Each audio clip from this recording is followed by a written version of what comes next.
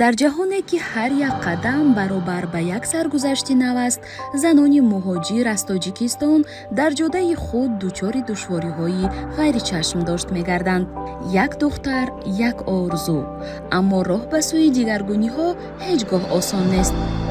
иҳотаи забони нофаҳмо, тафовути фарҳангӣ ва мушкилоти молиявӣ умед намегардонад.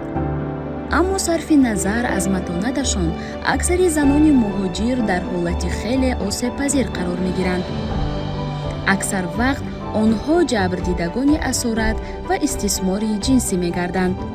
барои пешгирии чунин душвориҳо омодагии пешакӣ зарур аст. дар бораи ҳуҷҷатҳои барои худ зарурӣ маълумот пайдо карда, онҳоро ба даст оред.